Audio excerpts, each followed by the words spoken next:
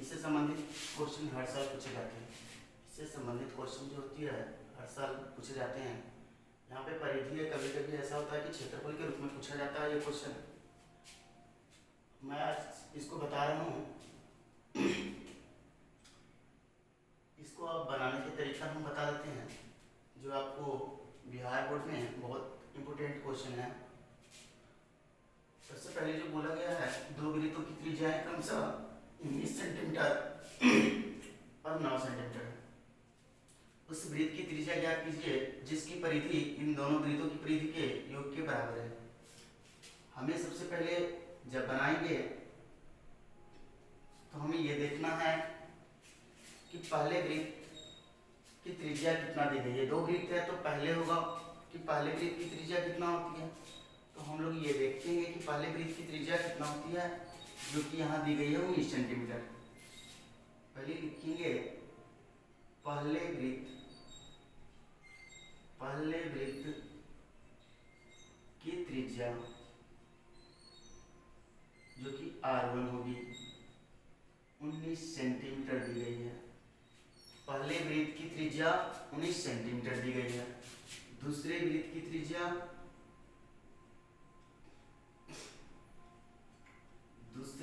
की त्रिज्या जो कि R2 होगी, क्या होगी R2 9 सेंटीमीटर होगी। R2 है जो कि 9 सेंटीमीटर है।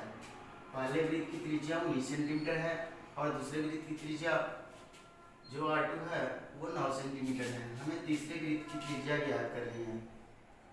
तीसरे वृत्त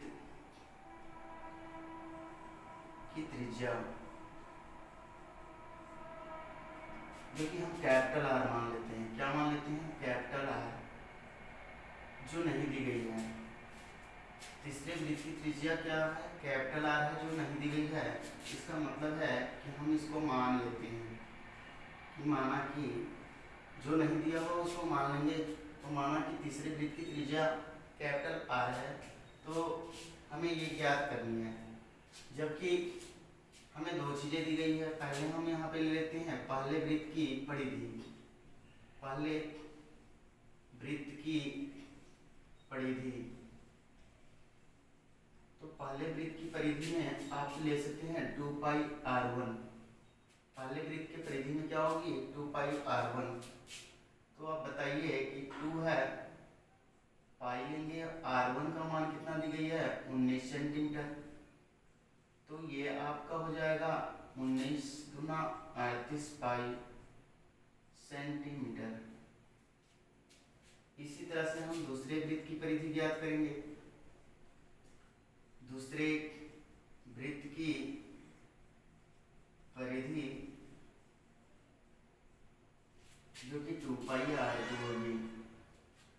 पहले वृत्त की परिधि 2 पाई R1 है। पहले वृत्त की परिधि 2 पाई R1 इसलिए क्योंकि हमने पहले त्रिज्या क्या माना था? R1 माना था।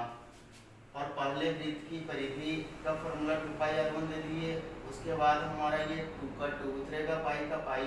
आप मान भी बैठा कर बना सकते हैं, लेकिन यहाँ मान इसलिए नहीं बैठाएं कि आपको आसानी से समझ में आएगा। तो अब इस 19 को 2 से मल्टीपल करोगे तो 38 यानी 38 सेंटीमीटर आएगा। इसी तरह से R2 जो दी गई है 9 सेंटीमीटर, तो 2 पाई इंटू 9 कर दो सेंटीमीटर। अब ये कितना हो गया? 18 पाई सेंटीमीटर। हमें दो अब नए वृत्त की परिधि ज्ञात करनी है। क्या ज्ञात करनी है?